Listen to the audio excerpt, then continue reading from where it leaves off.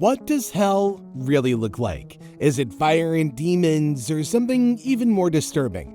For centuries, artists around the world have tried to answer that question, not with words, but with powerful, terrifying paintings. And what they came up with, it's not just dramatic, it's haunting. One of the most intense and dramatic visions of hell ever painted was Pandemonium, or Paradise Lost, by John Martin, an English romantic painter and engraver. Martin based this fiery scene on John Milton's epic poem Paradise Lost, which was published way back in 1667. Now, if you haven't read Paradise Lost, don't worry, it's a beast of a poem with over 10,000 lines. But it's the story of the fall of man, how Adam and Eve disobeyed God by eating the forbidden fruit, and how that one act introduced death, suffering, and exile from paradise for all of humanity. But before we even get to Adam and Eve, Milton opens with a bang, literally. The very first book introduces us to Pandemonium, the grand palace of hell where Satan and his fellow fallen angels gather. And this is exactly what John Martin chose to bring to life in his painting. What we see here is chaos and grandeur fused together. Hell isn't just some pit of fire, it's a twisted empire. Gigantic towers rise through smoke and flame, and Martin's architecture looks like something from a nightmare built by titans. According to Milton, Pandemonium was made of solid gold, built in under an hour by legions of demons, and was more majestic than anything humans could ever create. And Milton writes that the demons had to shrink themselves down just to enter the building. So whether that means Pandemonium was relatively small or the demons were originally huge, it gives the entire place an otherworldly vibe. In the foreground of Martin's painting, we see a lone figure standing tall against this backdrop of fire and darkness.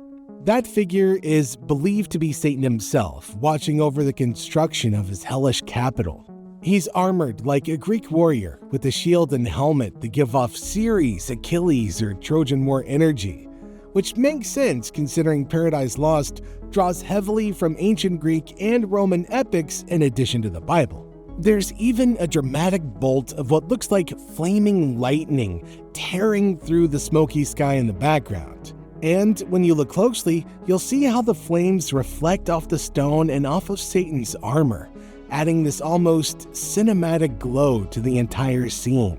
Now, what blows my mind is that all of this, the fire, the smoke, the impossible architecture, was likely created straight from John Martin's imagination. No reference photo, just sheer creativity and an understanding of scale and drama. This is what makes Pandemonium one of the most unforgettable depictions of hell in art history. Now, let's move on to a painting that feels more like a blueprint for eternal suffering than a simple work of art. The Map of Hell by Sandro Botticelli. Unlike John Martin's fiery chaos, Sandro takes a more methodical, almost surgical approach to depicting hell. His inspiration was Dante's Inferno, the first part of the legendary Divine Comedy. And trust me, if you've never read Inferno, it's basically the ultimate guided tour through the darkest layers of the afterlife. In the poem, Dante, who actually writes himself into the story, is handpicked by God to travel through hell, purgatory, and heaven. Why? To face his own sins and seek redemption. And guiding him through this nightmarish underworld is none other than Virgil, the ancient Roman poet. But even Virgil, wise as he is stuck in the first circle of hell, limbo, a place where noble souls who lived before Christ or were never baptized. There's no fire or pain there, just eternal longing. Now, this painting beautifully, horrifyingly illustrates each of the 9 circles of hell described in the poem. Each one represents a different sin, with increasingly brutal punishments as you descend. We start with lust, where souls are whipped around by a violent storm, crashing into rocks forever. Then gluttony, greed, wrath, and so on and so forth, until we hit violence, where the sinful are trapped in a boiling river of blood. The river is called Phlegethon, a detail from Greek mythology. Now, at the very bottom, treachery. That's where Satan lives. Botticelli paints Lucifer exactly as Dante describes him, a massive, terrifying creature with 3 faces, crying rivers of blood, and stuck waist-deep in ice. And to escape hell, Dante and Virgil have to climb down Lucifer's frozen body and pass through the center of the earth. It's like flipping the entire world upside down to reach salvation. Now, what's fascinating about the vision here is how much structure there is. You can literally trace the journey as Dante and Virgil descend circle by circle. And it doesn't stop with one painting. He created several more pieces based on the Divine Comedy. That also includes detailed illustrations of the 8th circle, known as the Realm of Fraud. In that circle, the painting shows 2 of its 10 trenches, each reserved for a different kind of deceit. In one, seducers and panderers march endlessly while being whipped by demons. Just below, flatterers are sunk neck-deep in human waste, a disgustingly poetic reflection of the lies that they spewed in life.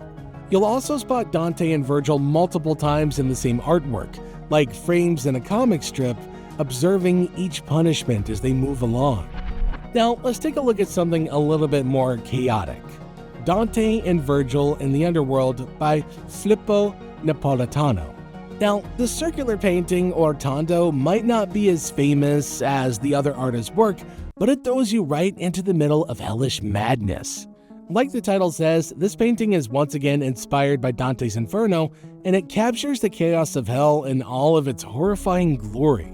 Nearly every inch of the canvas is packed with tortured souls, monstrous creatures, and demons tearing into the damned. You've got figures falling from great heights, others being dragged across a twisted landscape, and giant beasts lurking in the shadows ready to strike. It's not exactly clear which circle of hell the scene is supposed to represent, but there's a clue hiding on the right side of the painting, a 3-headed dog-like creature.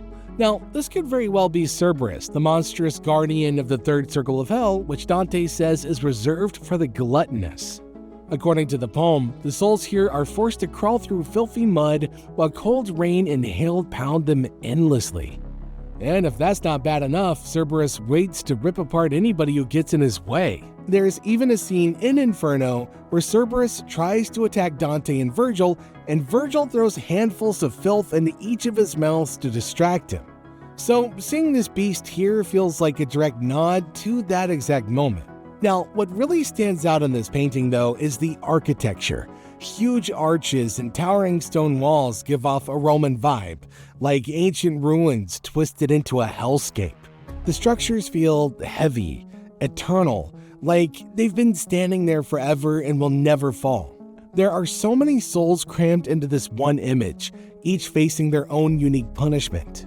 And that dark, shadowy pit at the base of the painting, it gives the illusion of an endless drop, like the ground itself is hungry, just waiting to swallow whoever comes near. But that's what makes this painting so captivating. You can stare at it for a long time and still discover new things. Each creature, each figure has its own story, and it makes you wonder, how would Dante have felt walking through a scene like this with Virgil, seeing all of this suffering, knowing that every soul is trapped here because of their own choices? Our next painting is The Last Judgment by Fra Angelico, an early Renaissance artist who, like Dante, had a deep fascination with the afterlife. Painted between 1425 and 1431, this work was originally created for the Santa Maria degli Angeli church in Florence. At the top, Christ sits at the center, judging the souls below. His right hand is raised toward heaven, while his left hand lowers towards hell, a clear sign of who's saved and who's not. Below, graves are opening, releasing souls either welcomed into paradise or dragged into hell by demons. Heaven looks peaceful, souls with halos, gardens, and joyful reunions. Oh, but the right side, showing hell, is a different story. Here, souls are dismembered, burned, and devoured. Some are forced to eat themselves or are boiled alive in cauldrons. At the very bottom sits Satan, his cold white eyes staring directly at the viewer. It's haunting. But what hits the hardest is the desperation, souls reaching upward, begging for mercy, while demons shove them down. And remember, this was painted inside of a church, a powerful visual reminder of what happens if you stray from the path. Honestly, that face of Satan still gives me the chills.